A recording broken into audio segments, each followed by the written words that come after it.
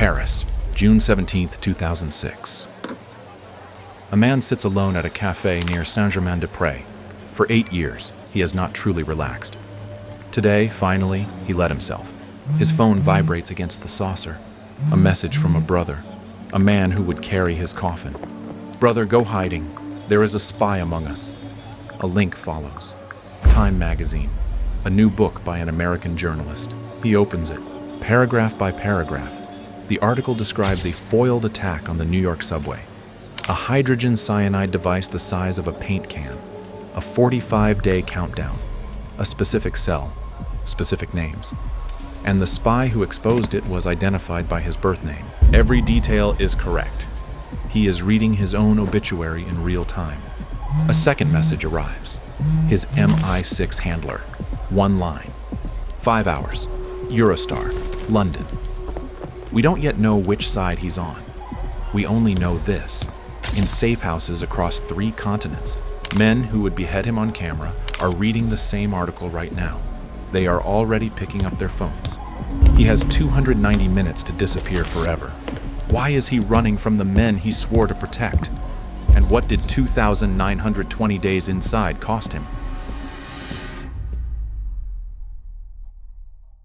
Khobar, Saudi Arabia, 1991. A boy stands at his mother's grave. His name is Ali al-Durrani. He is 13. He has already memorized the entire Quran. In his community, this makes him a Hafiz guardian of the text. He carries it inside him like a second pulse. His mother is dying of cancer, 4 months from diagnosis to grave. A boy without a mother does not know what to do with empty hours. Ali fills his with reading. He finds Sayyid Qutb in the mosque library. Qutb is the patron philosopher of modern jihad hanged in Cairo in 1966 for his prose. The book is called Milestones. Grief reads it as gospel. By 15, Ali knows what he is, a defender, a man owed a war. The war finds him in 1994. He is 16. Bosnia is bleeding. Serb forces are killing Muslim civilians by the thousand. To a teenager raised on Qutb and grief, this is not foreign news. These are summons. He flies to Sarajevo with a friend from his Khobar study circle, a quiet boy named Khalid Ali Haj. They are not soldiers. They are believers in rifles. He fights. He survives. And in late 1995, after the battle for Vozucha, he watches his own side execute roughly 50 captured prisoners. Beheadings. Ritual mutilation. Men who had surrendered. He buries the doubt the way young men bury everything they cannot answer. Under conviction. Near the war's end, a tall Pakistani approaches him. Quiet eyes, slow voice. The man does not give a full name. He says there is more to do, and it is not here. The tall man is Khalid Sheikh Mohammed, the architect of every plot you have heard of and 3 you haven't. KSM does not recruit with promises. He recruits invitations. Ali accepts. August 1996. He arrives in Afghanistan. He trains at the Khaldan camp for weapons, explosives, and fieldcraft. But what gets him noticed is not his rifle.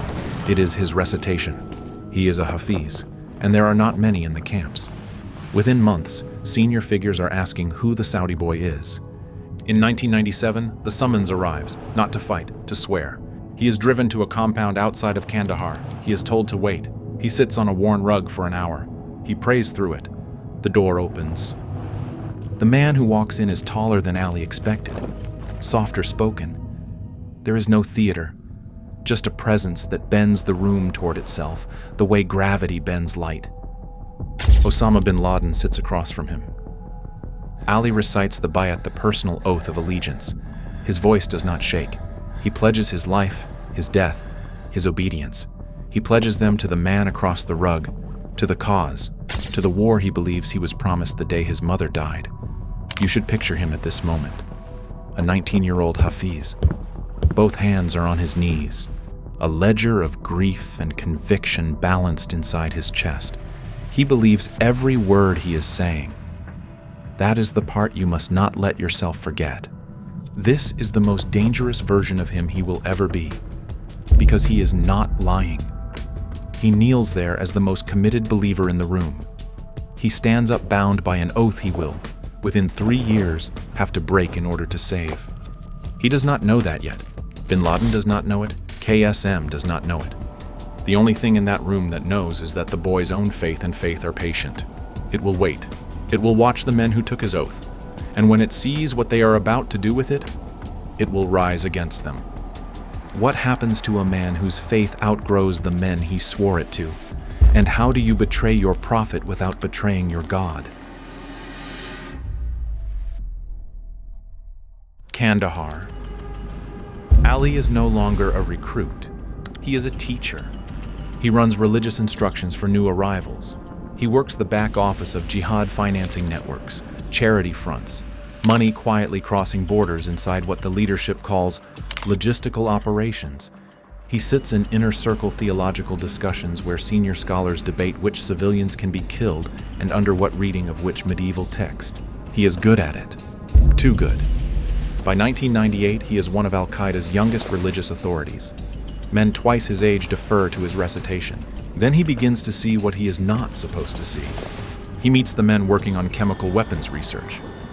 He hears the leadership talk about scale, not embassy bombings, something larger. Something that would not just hurt the West, but burn whole populations. He logs it. He keeps moving. August 7th, 1998, 10:30 a.m., East African time. 2 truck bombs detonate simultaneously at the U.S. embassies in Nairobi and Dar es Salaam. 224 dead. More than 4,500 wounded. Most of the dead are East Africans. Many are Muslims walking to work. Ali is far from the blast sites. The blast still finds him. He goes to a senior Al-Qaeda scholar, Abdullah al-Muhajja, and asks the only question that matters. What is the religious justification for killing Muslim bystanders? Al-Muhajja is calm. He cites a 13th century fatwa by Ibn Taymiyyah, written during the Mongol invasions of the Islamic world. He recites the core premise from memory. When an enemy army advances on a Muslim city and uses Muslim prisoners as human shields at the front lines, may the defenders still fight? Ibn Taymiyyah said yes. If the city falls, the entire Muslim community is destroyed. The shields are tragic. The alternative is worse. You may fire through your own people to save your people. Most recruits would nod. The logic sounds clean. The scholar is calm. The citation is real. Ali is a hafiz.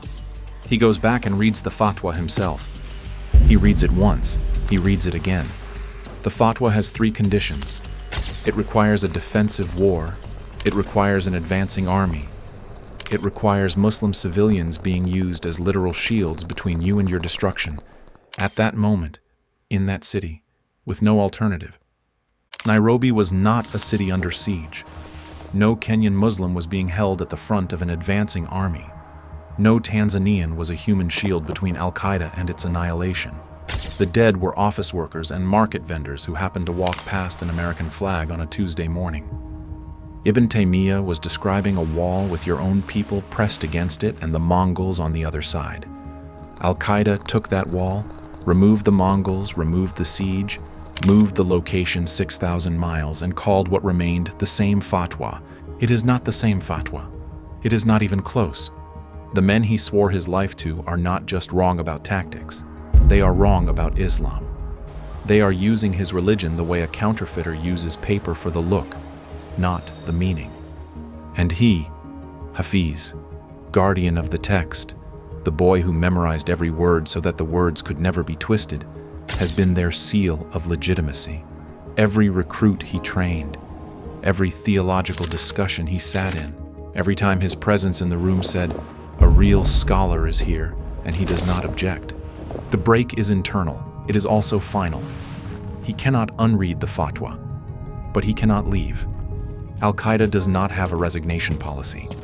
Men who try to leave are men who get buried in the desert. So, he plans.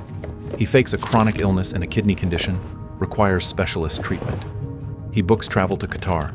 He intends to vanish into Doha, finding a job, keep his head down, spend the rest of his life apologizing to God in private. He lands at Doha International Airport in late 1998. He clears customs. He picks up his bag. 3 men in plain clothes are waiting at the curb. One of them addresses him by his birth name, Ali al-Durrani, not his cover, his real name. They are Qatari intelligence. They tell him calmly, "We know who you are. We know who you have been with. We know what you have seen. We will give you 30 minutes. 3 options: American intelligence, British intelligence, French intelligence. Pick." He does not speak French. He does not trust the Americans. He picks the British. He has, in 30 minutes, traded one oath for a different one. He has not yet realized that the new oath will require him to keep the old one alive to pretend the break never happened for the next 8 years. How do you walk back into the room you fled?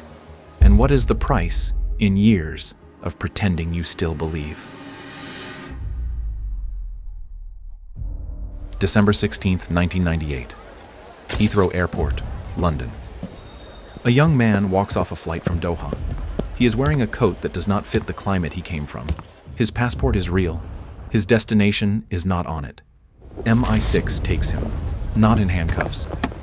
In a quiet sedan that turns west out of the terminal and disappears into the suburbs. They put him in a safe house. They give him a code name, Lawrence, as in Arabia. For 7 months he talks. He hands MI6 on the inside of Al-Qaeda the way a cartographer hands over a finished map. Financing channels, camp hierarchies, religious leadership networks, recruitment pipelines, names, routes, bank accounts in Karachi, charity fronts in the Gulf. Western intelligence has, for the first time, a full picture of what they are fighting. Lawrence earned his retirement before he finished his debrief. Then his handlers asked him to go back. He did not plan for this. He had planned for asylum, anonymity, a small flat in a cold country, a job in a halal market, the rest of his life owed to whatever God would have him. Instead, MI6 wants him to walk back into Kandahar. He thinks. He asks for a day. They give him a day. He prays. He thinks about the men he met in 1998, the chemical weapons scientists, the strategists, the planners murmuring about something larger than embassies. He thinks about who else, in the entire West, is positioned to walk into that room. No one, not one. He says yes. In 1999, he flies back into Afghanistan. He resumes his life. He resumes his teaching. He resumes prayers and smiles. No one suspects a thing. The 7 months in London are erased the way sand erases a footprint in the desert. This is the impossible thing the audience must sit with. He comes back, and they welcome him. The Hafiz returned. The teacher returned. The brother returned. He is not the man who left. He is something newer and stranger, a man wearing his old self like a uniform. He embeds deeper. He works inside Al-Qaeda's chemical weapons development program, early-stage poison gas dispersal, prototypes, engineering problems. He is a religious teacher in the morning and a weapons consultant in the afternoon. He files what he sees every night in his head the way other men file their prayers. To Al-Qaeda, he is a trusted inner-circle bomb maker. To MI6, he is the most valuable Western asset inside bin Laden's network. He is, simultaneously, both. He is, at any given second, indistinguishable from his own enemy. Through 1999, through 2000, into 2001. Bin Laden is obsessed with. Lawrence reports it repeatedly. The man at the top of the network is talking constantly about what he calls the spectacular, an attack on America beyond any prior scale. Lawrence does not know the date. He does not know the target. He does not know the method, but he knows the appetite. He warns. The warnings are filed. Without specifics, they cannot be acted on. September 11th, 2001. Lawrence is somewhere inside the network. The precise location remains protected to this day. The first plane hits the North Tower at 8:46 a.m., New York time. The second hit the South Tower 17 minutes later. Around him, the men begin to celebrate. He must celebrate too. He must clap. He must laugh. He must embrace the men who just murdered 3,000 people. If his face slips for a single beat, if a single tear is read wrong by a single set of eyes, he is dead before sundown. So, he cheers. He smiles. He says the words you say when you are a brother in this room. Inside, something is being killed slowly. He does not know its name yet. How do you mourn 3,000 strangers while pretending to celebrate their deaths? And what version of yourself do you have to murder to survive that one morning? September 12th, 2001. The world reorders itself. The United States invades Afghanistan within weeks. Al-Qaeda scatters. Camps are empty. Senior commanders disappear into mountain passes and Pakistani safe houses. Most of MI6's other intelligence sources go dark, frightened, killed, or simply unreachable. Lawrence's value triples overnight. He is one of the only Western assets still embedded in the dispersing network. He moves with it. He keeps his face calm. He is brought into a project the leadership calls the Mubtakar al-Farid. The Arabic translates to the unique invention. The device looks like a paint can. Inside the can, 2 interior canisters. One holds sodium cyanide. The other holds a hydrogen source. A small remote fuse breaks the seal between them. The chemicals mix. They produce hydrogen cyanide gas, the same chemical family used in Nazi gas chambers.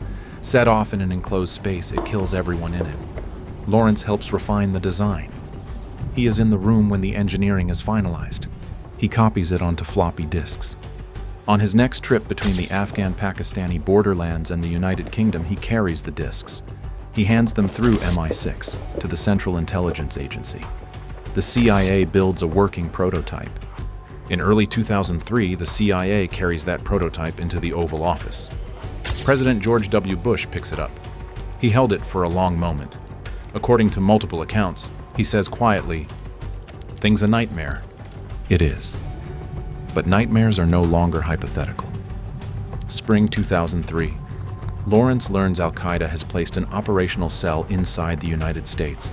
They have multiple Mubtakar devices. They have been casing the 34th Street Herald Square subway station in New York. Rush hour, multiple devices, sealed train cars, projected casualties, thousands. The countdown is 45 days. He reports immediately. The intelligence cascade lights up across 2 continents. Then, for reasons that intelligence historians still debate, Aimen al-Zawahiri, bin Laden's deputy, personally calls off the attack. He sends a recall message through internal Al-Qaeda channels. The cell stands down. The devices go quiet. The trains keep running. Lawrence has just helped prevent a mass casualty chemical attack in New York City. Not a single person in his daily life knows. Not one of the men he eats with. Not one of the men he prays beside. Not one of the brothers who handed him bread at the table. He has saved thousands of strangers and cannot be thanked by a single one. The years compound. He works in Bahrain. He shuttles between London debriefs and Al-Qaeda meetings the way other men commute. He collapses one day from undiagnosed diabetes. He hides the diagnosis from both sides because illness invites questions, and questions invite scrutiny. Inside the network, suspicion is rising. Plans have been failing. Cells have been intercepted. The leadership senses a leak somewhere in the program he has touched. They do not have a name. They have a temperature, and the temperature is climbing. One afternoon, 3 of his comrades began asking pointed questions. Travel timelines. On days he cannot fully account for. Hours that do not add up. The kind of questions that, if pressed any further, would expose him. He talks his way out. He does it the only way he can by leaning on the one credential they cannot challenge: theology. He out-recites them. He out-quotes them. He becomes, for 30 terrifying minutes, more devout than every man in the room. He answers questions about his travel through verses they have not memorized. They let it go. He walks back to his quarters. He sits on the edge of his bed. He feels his pulse in his neck. He realizes something he has been refusing to name for years. He is one wrong sentence from being beheaded on camera. He has been one wrong sentence from being beheaded on camera for years. He has been doing this so long that the proximity of his own death has stopped feeling like a presence in the room and started feeling like the floor. You can live on the floor. You cannot live on it forever. How long can a man hold his face still before it stops being a face? And what?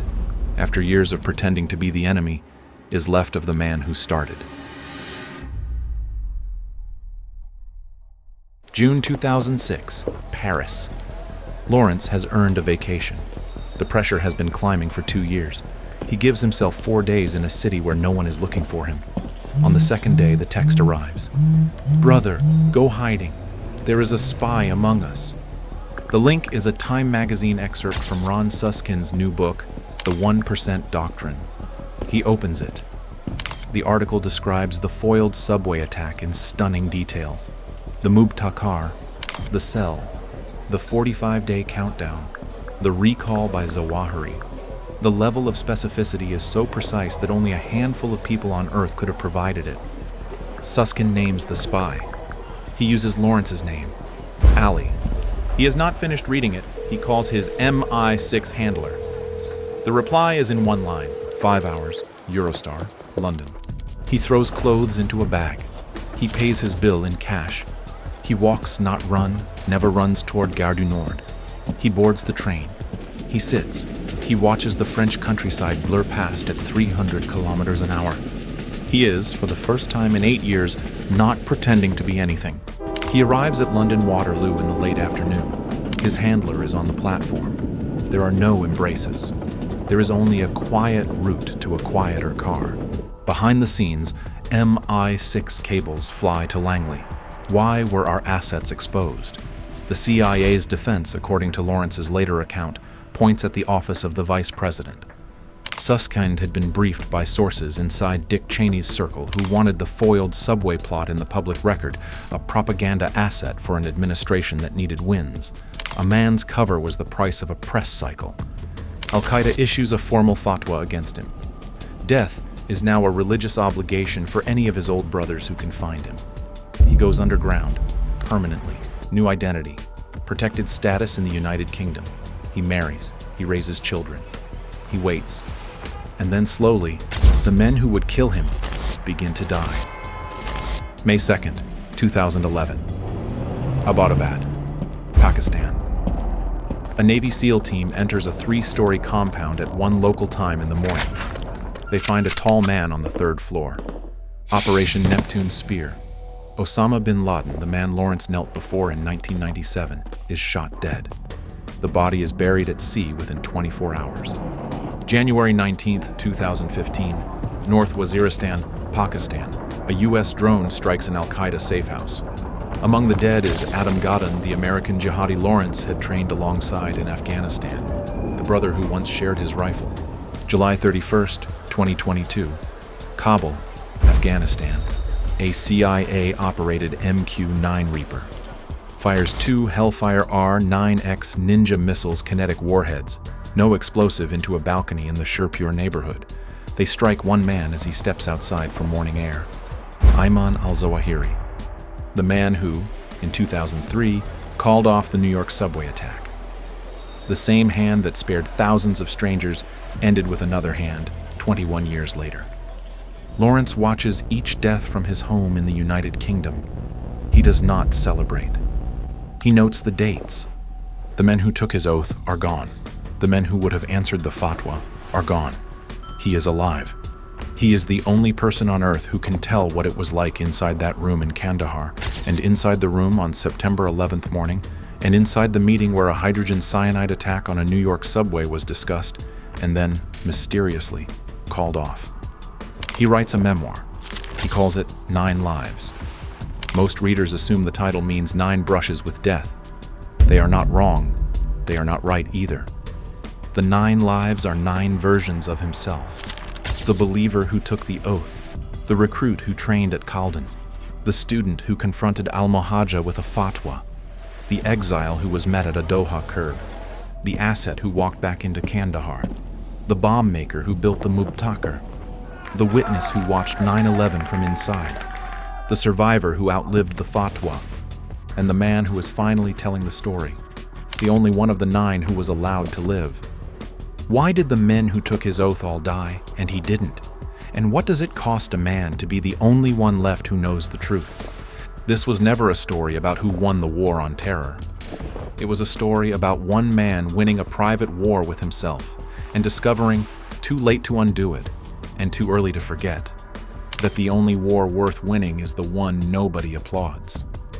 If this story keeps you thinking, there is another one that will finish the job. A DEA agent spent years running informants inside the most dangerous cartels on Earth until investigators realized the cartels weren't just his sources. They were his partners. That video is on screen now.